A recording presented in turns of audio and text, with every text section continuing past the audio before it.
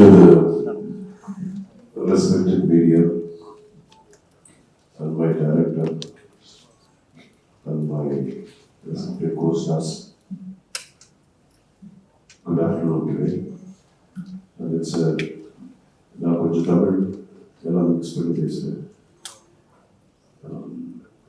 இன்னைக்கு நம்ம விருந்து அப்படிங்கிற ஒரு படத்தை முடிச்சு we are ready to release the movie on August 29th this month.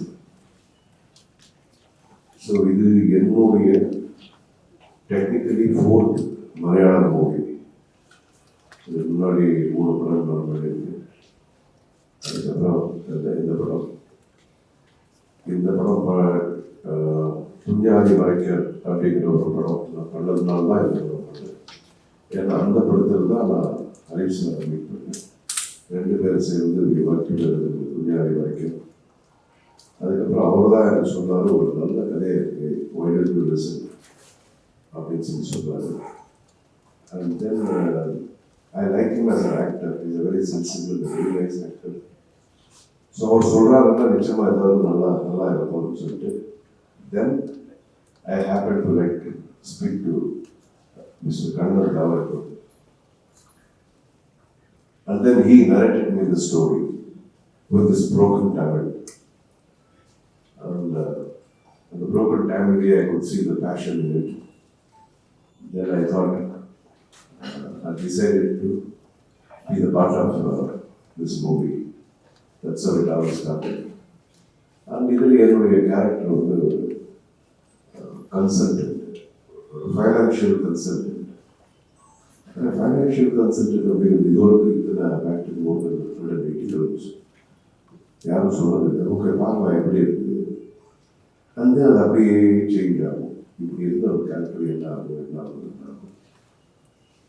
And of course படத்தில் நான் இருக்கும்போது ஒரு ஆக்ஷன் அப்படிங்கிறது நிச்சயமாக இருக்குது. இது ஒரு 5-6 ஃபைட்ஸ் இருக்குது. ஜஸ்ட் பிகாஸ் ஆக்ஷன் வைக்கணுங்கிறதுக்காக இல்லை, நெசசிட்டி இருந்ததுனால அந்த மாதிரி. ஸோ ஒரு நல்லா இது it's an action oriented, fully action commercial picture அப்படின்னு சொல்லலாம். அந்த த்ரில்லர், நல்ல ஒரு த்ரில்லர், சஸ்பென்ஸ் த்ரில்லர் அப்படின்னு கூட சொல்லலாம். அண்ட் சார் சொன்ன மாதிரி இதில் நிறைய ஆர்டிஸ்ட் இருக்காங்க. ஒரு இம்பார்ட்டன்ட் கேரக்டர் வந்து நிக்கி கல்ராணி பண்ணுறாங்க. அண்ட் சார் கேரக்டர் கூட ரொம்ப பெரிய கேரக்டர். அண்ட் மெயின் இந்த படம் பண்ணுறதுக்கு ரீசன் என்ன, it is not just a commercial film, but it has got some message in it. Picture தியேட்டர்லேருந்து வெளியே வரும்போது ஒவ்வொருத்தரும் ஃபீல் பண்ணுறாங்க இட்ஸ் அ பர்னிங் இஷ்யூ. இப்போ நம்ம கேரளாவில் மட்டும் இல்லை, நிறைய மாநிலங்களில், நிறைய ஸ்டேட்ஸில் இது ஒரு பர்னிங் இஷ்யூ. ஸோ அந்த இஷ்யூவை தான் இந்த படத்தில் டச் பண்ணிருக்கோம். சொல்கிறதுக்கு நாங்கள் வந்து அந்த த்ரில்லர், ஃபைட்டு, ஆக்ஷன், கமர்ஷியல் பிக்சர்னு சொன்னாலும் கிளைமேக்ஸ் நீங்கள் பார்க்கும்போது இதுக்காக தான் அந்த படத்தை பண்ணியிருக்காங்க அப்படிங்கிற மாதிரி ஒரு விஷயம் உங்களுக்கு தெரிய வருது. அண்ட் என்னுடைய டைரக்டர் பற்றி சொல்லணும்னா, இது wonderful technician.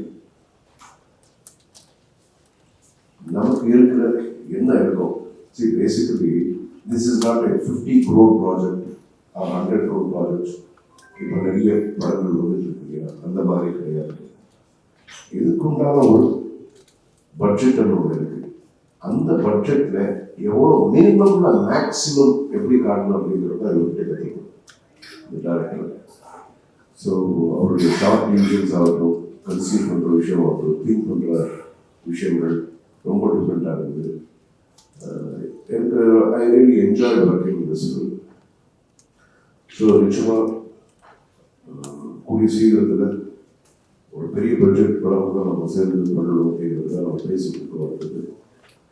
And yes, everything is like action, fights, எல்லாம் different characterization.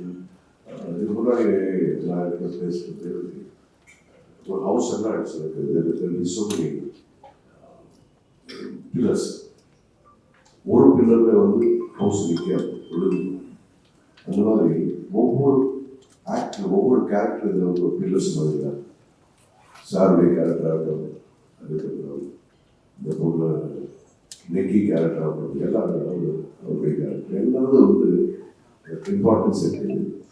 So it has been like very evenly distributed. So that way I am very, very confident about this picture. தயவு செய்து மக்கள் வந்து இந்த படத்தை பார்க்கணும். பார்த்து உங்களுடைய அன்பு ஆதரவு எப்போ எங்கள் மேலேயும் எங்களுடைய விருந்து டீம் மேலேயும் இருக்கணும். இதுக்கு முன்னாடி நான் சொன்ன மாதிரி இது 100 crores கிடையாது. இது மினிமம்ல நாங்கள் மேக்ஸிமம் கொடுக்க முயற்சி பண்ணியிருக்கோம். தயவுசெய்து உங்கள் படம் பாருங்க. உங்களை வந்து டிசப்பாயிண்ட் பண்ணாது. அதுக்கப்புறம் தான் என்னால் சொல்ல முடியும். So thank you so much. உங்கள் எந்த கொஸ்டின்ஸ் எது இருந்தாலும் நீங்கள் கேளுங்க. We are here to answer you, and it is wonderful meeting you guys here. And I'm extremely sorry for 5-10 minutes late. I have managed it. And now Harish sir will help you. ഞാൻ പറയുന്നത് പോലെ സാറായിട്ട് സംസാരിക്കുന്നതല്ലേ സാറോട് ഏതായാലും വളരെയധികം സന്തോഷത്തോടെ sir പറഞ്ഞതുപോലെ കണ്ണനോട് കുറച്ച് മുൻപ് തന്നെ ഇതിൻ്റെ കാര്യം സൂചിപ്പിച്ചിരുന്നു. അതിനൊരു കഥയുടെ ഒരു ലൈൻ സൂചിപ്പിച്ചിരുന്നു. പക്ഷെ അന്ന് തന്നെ കണ്ണൻ്റെ മനസ്സിലുണ്ടായിരുന്നു എനിക്ക് അർജുൻ സാറിനെയാണ് ഒരു കഥാപാത്രത്തിന് വേണ്ടത് ഒന്ന് സംസാരിക്കാൻ പറ്റുമ്പോൾ എന്നുള്ള ചോദ്യത്തിൻ്റെ ഭാഗമായിട്ടാണ് ഞാൻ സാറിനോട് ഇങ്ങനെ ഒരു പറയുന്നത്. അത് സാർ ചെയ്യണമെന്നുണ്ടായിരുന്ന ഒരു ഡയറക്ടറുടെ താല്പര്യമാണ്. അങ്ങനെയാണ് സാർ നേരിൽ വരുന്നത്. അപ്പോൾ നമ്മൾ നേരിട്ട് സംസാരിച്ചു സാറിനെ നമുക്ക് പ്രതീക്ഷിച്ചതിനെക്കാട്ടും വലിയ താല്പര്യത്തോടു കൂടിയാണ് സാർ ഇതിലേക്ക് പങ്കെടുക്കുന്നത്. പിന്നെ സാറിൻ്റെ ഏറ്റവും വലിയ പ്രത്യേകത എന്ന് പറഞ്ഞാൽ മങ്ങാട്ടച്ഛൻ എന്ന കഥാപാത്രം കുഞ്ഞാലി മരക്കാരൻ ചെയ്യുമ്പോൾ സാറിൻ്റെ അച്ഛനായിട്ടുള്ള കഥാപാത്രമാണ്. സാർ എൻ്റെ മകനായിട്ടാണ് സാർ അഭിനയിച്ചത്. അപ്പം അതുകൊണ്ട് കുറേ സീനുകളൊക്കെ ನಾನು ಅವರು ಏಜ್ಗ ಅವರು ಜಾಸ್ತಿ അവർക്ക് മകളായിട്ടുള്ള അപ്പം അങ്ങനെ സംഭവം എനിക്ക് ധാരാളം കിട്ടിയിട്ടുണ്ട്. മമ്മൂക്കിൻ്റെ ചേട്ടനായിട്ടുണ്ട് സാർ, ലാലേട്ടൻ്റെ വളർത്തച്ഛനായിട്ടുണ്ട്, ദിലീപിൻ്റെ അച്ഛനായിട്ടുണ്ട്. അപ്പം അങ്ങനെയുള്ള ഒരുപാട് സൗഭാഗ്യങ്ങൾ കിട്ടിയ ആളാണ്. അതുകൊണ്ട് തന്നെ ആ ദിവസങ്ങളിൽ ഒരുപാട് ദിവസം സാറിനോടൊപ്പം പ്രവർത്തിക്കാൻ കഴിഞ്ഞത് വലിയൊരു കാര്യമാണ്. അന്നാണ് നമുക്ക് നേരിട്ട് സാറിൻ്റെ രീതികളൊക്കെ മനസ്സിലാക്കാൻ പറ്റിയത്. അത് വളരെ ഡൗട്ട് ആയിട്ടുള്ള ആളാണ്. പിന്നെ അദ്ദേഹത്തിൻ്റെ ഏറ്റവും ഒരു പ്രത്യേകത എത്രത്തോളം എക്സ്പീരിയൻസ് ഉള്ള ആളാണെങ്കിലും ഇല്ലാത്ത ആളാണെങ്കിലും അവരെ ബഹുമാനിക്കുന്ന ഒരു രീതി, ഒരു റെസ്പെക്ട് കൊടുത്തു വാങ്ങുന്ന ഒരു രീതി കണ്ടുപഠിക്കണം. നമ്മുടെ ലാലേട്ടനെയൊക്കെ പോലെ തന്നെ ഇത്ര ഒരു വലിയ രീതിയിൽ റെസ്പെക്ട് ചെയ്തതിന് ശേഷമാണ് സാർ എല്ലാവരോടും ബന്ധപ്പെടാറ്. അതിപ്പോൾ സുഖമൊക്കെ പറയാൻ പറ്റും, എവിടെയെക്കാളും ജാസ്തി പറയാൻ പറ്റും. അപ്പം അങ്ങനെയുള്ള രീതിയാണ് ഞങ്ങളെ അടുപ്പിച്ചത്. അടുപ്പമാണ് ഇതിൽ ഇത്തരം പ്രവർത്തനങ്ങളിലേക്ക്. ഇപ്പോൾ സാറിൻ്റെ പറഞ്ഞു 4ാമത്തെ മലയാള സിനിമയാണ്. ഇതിൽ 2ാമത്തെ സിനിമയിൽ ഞാൻ ഉണ്ട് എന്ന് പറയുമ്പോൾ അത് എൻ്റെ കൂടെ വലിയ ഭാഗ്യമായിട്ട് കരുതുന്നു. ഈ സിനിമയിലെ കഥാപാത്രത്തെ കുറിച്ച് ഞാൻ കൂടുതൽ വ്യക്തമാക്കുന്നില്ല. കാരണം അത്രയും ഇമ്പോർട്ടൻ്റ് ആയിട്ടുള്ള ഒരു കഥാപാത്രമാണ് എനിക്ക് തന്നത്. അത് അധികം ഞാൻ അങ്ങനെ ചെയ്യാത്ത ഒരു കഥാപാത്രമാണ്. ഒരുപാട് വ്യത്യസ്തമായ മേക്കപ്പും കാര്യങ്ങളൊക്കെ ഒരു കഥാപാത്രമാണ്. ഈ ഫോട്ടോയിലുള്ളത് സാറിൻ്റെ സാധാരണ ഫോട്ടോ ആണ്, ഇതല്ല കഥാപാത്രത്തിന്. ഈ മുഖം ഒരുപക്ഷെ ഇത് ഹൈഡ് ചെയ്ത് വെച്ചതാണ്. അതുകൊണ്ടാണ് അങ്ങനെ ഒരു സാധാരണ ഫോട്ടോ ഉപയോഗിച്ചത്. അപ്പോൾ അത്രയും വ്യത്യസ്തമായ ഒരു കഥാപാത്രമാണ്. അതുകൊണ്ടാണ് നമുക്ക് ഡീറ്റെയിൽസിലേക്ക് കടക്കാത്തത്. ഇനി സുഖം സംസാരിക്കും. എല്ലാ വീഡിയോ പ്രേക്ഷകർക്കും നമസ്കാരം. ഈ സിനിമയെ പറ്റി ഞാനൊന്നും പറയുന്നില്ല. പക്ഷേ ഈ സിനിമയിൽ ഞാൻ വരാനുണ്ടായ കാരണം അത് വളരെ യാദൃശ്യമാണ്. എനിക്ക് സുഖമില്ലാതെ ഞാൻ ഹോസ്പിറ്റലിലാണ്, അറിയാം, എനിക്ക് ക്യാൻസർ എല്ലാവർക്കും അറിയാവുന്നതാണ്. അപ്പം ഞാനത് അതിൻ്റെ കൂടെ ഈ കീമോ ചെയ്യുന്നതിൻ്റെ ഇടയിൽ കോവിഡും കൂടെ വന്നു. മെൻ്റലി ഭയങ്കര ഡിസോർഡർ. ഞാൻ ഇടയ്ക്ക് ഞാൻ വിളിച്ച് സംസാരിക്കുന്ന ഒരു സൗഹൃദമാണ്. കാരണം ഞാൻ സിനിമയിൽ വന്ന കാലം തൊട്ട് അല്ലെങ്കിൽ സീരിയൽ ആദ്യകാലത്ത് അഭിനയിക്കാൻ തുടങ്ങിയപ്പോൾ തൊട്ട് എൻ്റെ ഏറ്റവും അടുത്ത വിരലനാവ് സുഹൃത്തുക്കളുള്ളതാണ് നമുക്ക് കാണുന്നത്. ഞാൻ അദ്ദേഹത്തിനെ വിളിച്ച് അദ്ദേഹത്തിനോട് സംസാരിക്കുന്ന എനിക്കൊരു ഭയങ്കര പ്രീതി. അപ്പോ അദ്ദേഹം പറഞ്ഞു ഒരു സിനിമയുണ്ട്, അതിലൊരു 4 ഫൈറ്റ് അവിടെ ചെയ്യാൻ പറ്റും. അതായത് ഇനി മുന്നോട്ട് എങ്ങനെ യാത്ര ചെയ്യാൻ, ഇനി മുന്നോട്ട് എന്താണെന്ന് അറിയാൻ വേണ്ട ബ്ലാങ്ക് ആയിരിക്കുന്ന സമയത്താണ് അദ്ദേഹം എന്നെ ഈ സിനിമയിലേക്ക് വിളിച്ചത്. ഈ 4 ഫൈറ്റ് ചെയ്യാമെന്ന് ചോദിക്കുന്നതിന്റെ അതിന്റെ അർത്ഥം തന്നെ നീ ഒരു ഫൈറ്ററാണ്, നീ ഇറങ്ങണം എന്നുള്ളത്. ഞാൻ എന്റെ കഥയെ പറ്റിയുള്ള കഥാപാത്രത്തെ പറ്റി ഒന്ന് ഞാൻ ചോദിച്ചു.